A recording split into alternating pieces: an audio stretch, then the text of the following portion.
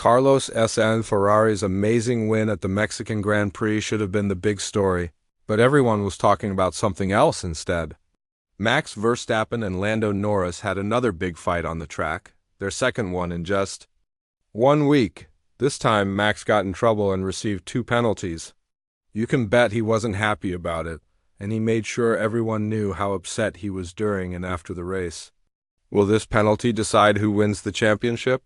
And what will the race officials do to stop this from happening again in the next 4 races? This all happened just 1 week after Max avoided getting punished for 2 sketchy moves against Lando in the United States.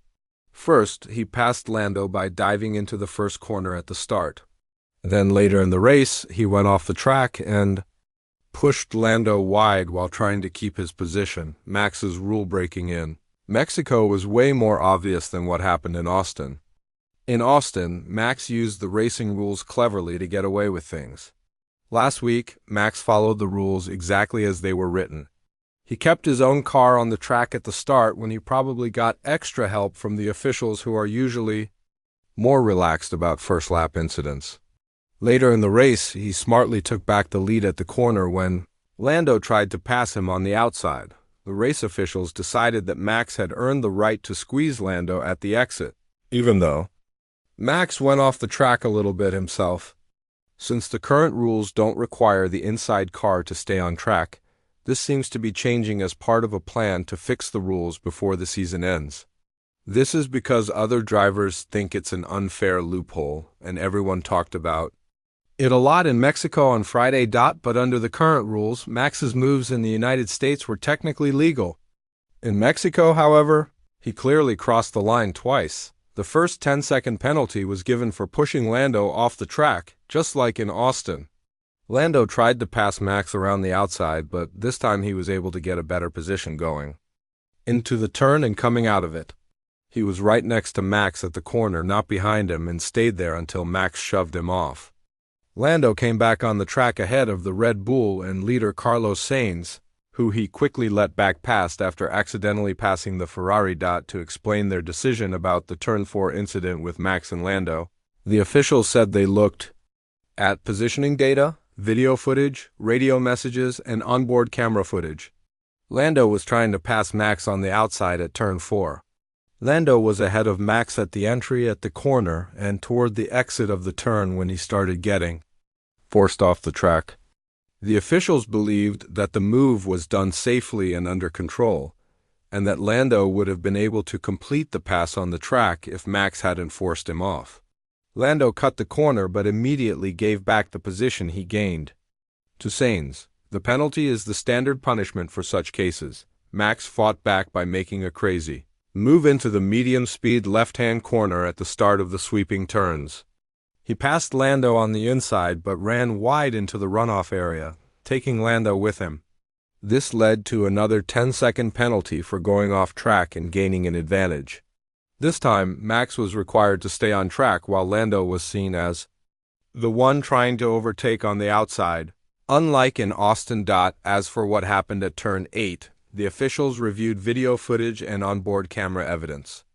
After the incident in Turn 4, Max tried to pass Lando on the inside at Turn 8. Max was ahead at the corner of Turn 8 and should have been given racing room. However, he wasn't able to complete the move on the track, left the track, and kept the lasting advantage by gaining the position. He also accidentally forced Lando off the track. This led to the second penalty. After the race, Max wasn't too happy when talking to reporters. Most importantly, he said his own team has let him down in recent months. He claimed that his Red Bull Formula One car's lack of racing speed was the main reason for his crash with Lando Norris at the Mexican Grand Prix. Max was more worried about his poor performance in the 71-lap race at the Autodromo Hermanos Rodriguez. He said this bad performance put him in situations where he got punished. Honestly, 20 seconds is a lot, but I'm not going to cry about it, and I'm also not going to share my opinion, Max told the audience. The biggest problem that I have is that today was a bad day in terms of race pace. I was quite clear again on the medium tires and on the hard tires. I just felt that the Turn 4 penalty was a bit more of like a question mark. turn 7 is what it is? Honestly, those two things are also not my problem. The problem is that we are too slow, and that's why I'm being put in those kind of positions. That is my problem. Max sees his own mistake, but his team boss Horner feels Lando braked much slower for the turn than he did for his fastest lap later in the race. This was shown by GPS data printouts given to the media. First of all, I think it was very harsh to give two 10-second penalties, Horner said. I think there's something more fundamental. I mean, obviously there's been a reaction to last weekend. I think it's very important for the driver stewards and the drivers to sit down because looking at the GPS, this is on the run down to turn 4. This is actually Lando versus Lando in Lando's fastest lap of the Grand Prix. The point that he's braking for turn 4 and then obviously executing the corner. On the lap that he has the incident with Max, he is 15 kilometers an hour faster and later. On the brakes than his fastest lap of the Grand Prix, he wouldn't have made the corner. He would have run off track. You can see from his onboard steering. Of course, at this point in the race, he's got probably 80 kilograms more fuel than at the point that he's done his fastest lap. It used to be a reward for the bravest to go around the outside. I think we're in danger of flipping the overtaking laws. Upside down, where drivers will just try to get their nose ahead at the corner and then claim that they have to be given room on the exit. You can see quite clearly he's effectively come off the brakes, gone in super late to try and win that argument as far as the way these regulations are written, and then at that point you're penalized. He explained further, I just think maybe we're overcomplicating things, and when you have to revert to an instruction manual of an overtake, I mean, the racing principles for years have been if you have the inside line, you dictate the corner. And I think the way the regulations or the guidelines have evolved is encouraging a driver to have his nose ahead at the corner, irrelevant of whether you're going to make the corner. Horner might still be worried about Lando, but his driver is more worried about the car. Looking back on his race, Max thought he had very little grip on the hard tire and struggled to get his brakes to work, losing time to the Mercedes drivers.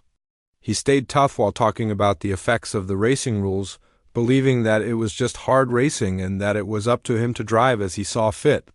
I mean, to get back to 6th was all right, but then I couldn't even fight the Mercedes.